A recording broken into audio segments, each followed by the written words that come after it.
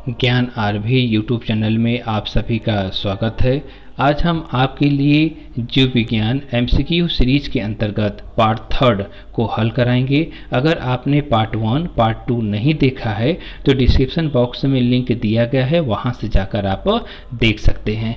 आपको मालूम है कि जीव विज्ञान बहुविकल्पी प्रश्न अधिकतर एग्जामिनेशनों में पूछा जाता है, इसलिए मैं भी आपके लिए महत्वपूर्ण प्रश्न को आज हल कराने जा रहे हैं जो आपके एग्जामिनेशन में सहयोग करेगा।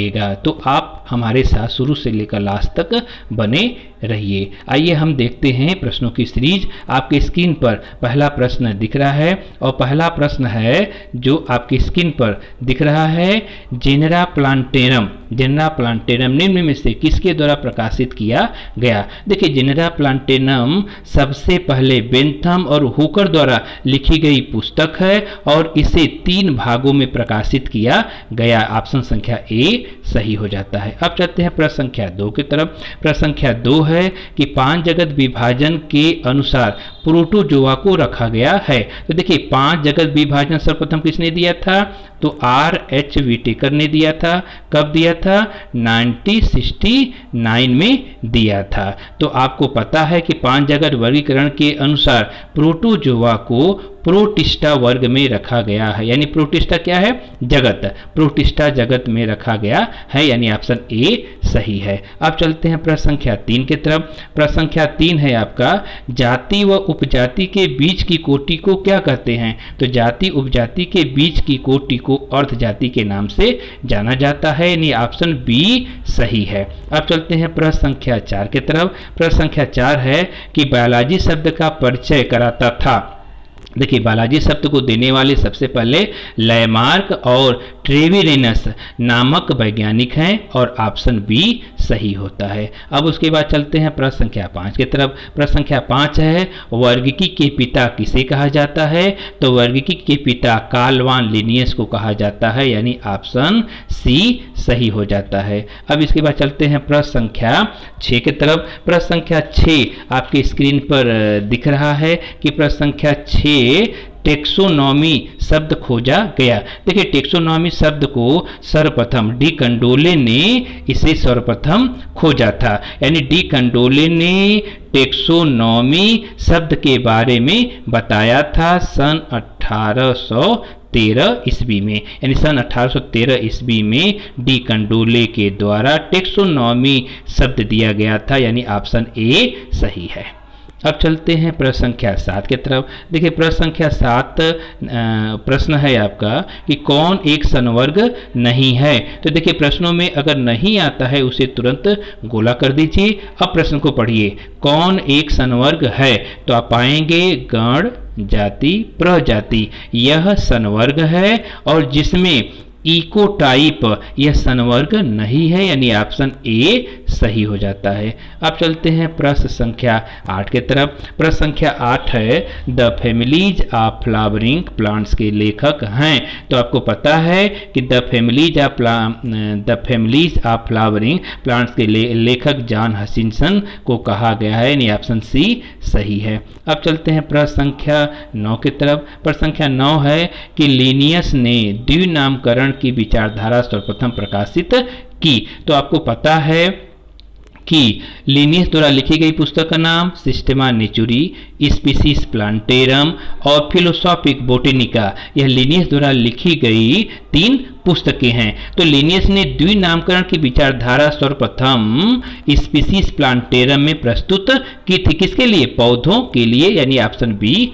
सही हो जाता है। अब चलते हैं प्रश्न संख्या 10 की तरफ। प्रश्न संख्या 10 है कि द्विनाम पद्धति का सर्वप्रथम प्रतिपादन किसने किया? तो देखिए, द्विनाम पद्धति क्या है? किसी जीवों का 2 नामकरण हो, यानी एक जीनस हो और दूसरा स्पीसीज हो, इसलिए इसे द्विनाम पद्धति के नाम से जाना जाता है। इसके प्रतिपादक कौन है? तो कार्ल वान लिनियस, यानी ऑप्शन ए सही हो जाता है। अब चलते हैं प्रश्न संख्या 11 की तरफ। देखिए, प्रश्न संख्या 11 है आपका कि सोलेनम ट्यूबरोसम का जेनेरिक नाम क्या है? तो आपको पता है कि सोलेनम ट्यूबरोसम यह आलू का वानस्पतिक नाम है, यानी यह आलू का वानस्पतिक नाम है जिसमें जेनेरिक नाम पूछा है। तो देखिए सोलेनम को कहते हैं जीनस, ट्यूबरोसोम को कहते हैं स्पीसीज, यानी जेनेरिक नाम को ही जीनस का नाम बोला जाता है, यानी सोलेनम ही इसका जेनेरिक नाम है। ऑप्शन संख्या ए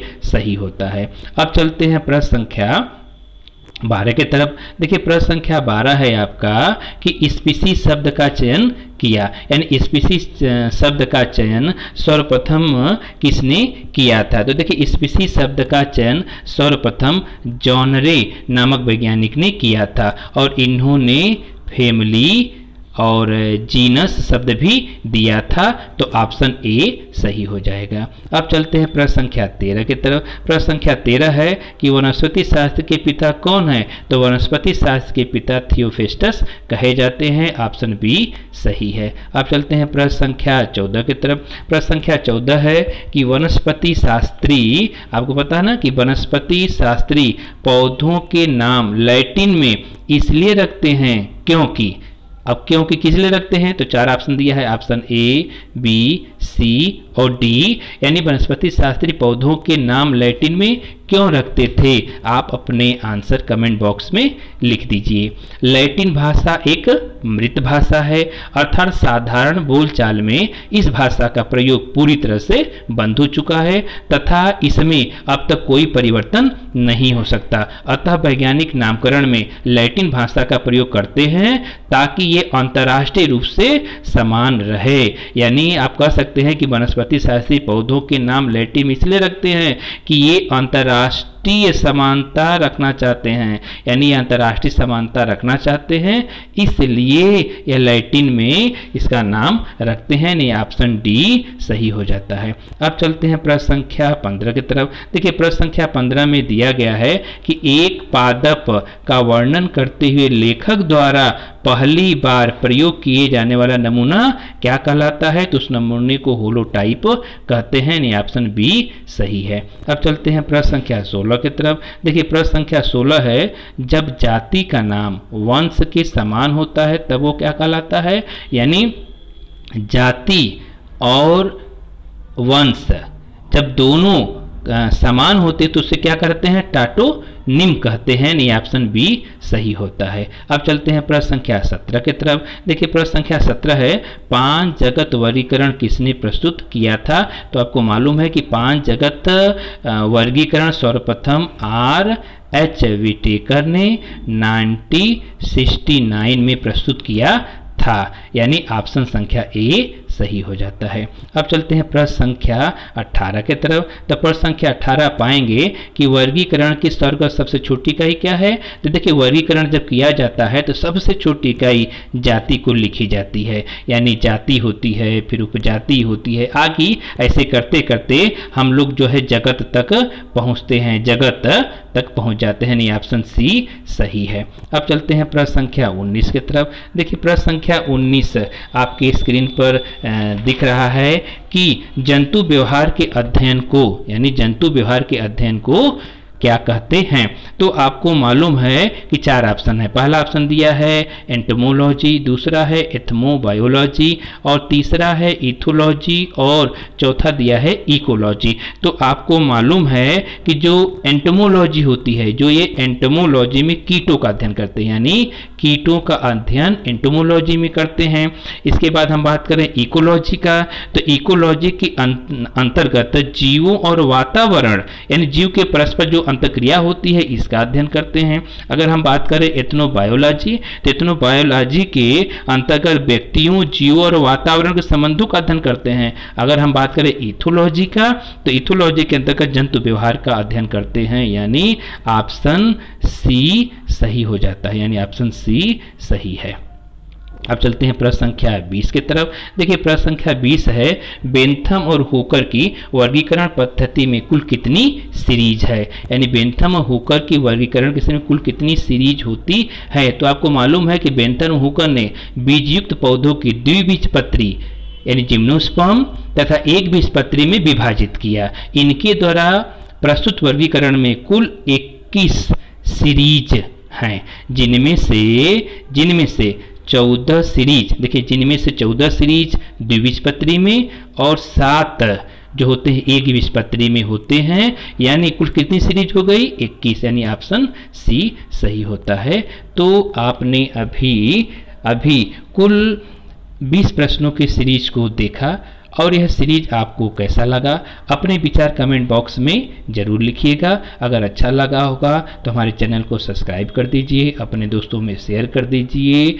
आप सभी के लिए धन्यवाद। अगले वीडियो में हम आपसे फिर मिलेंगे।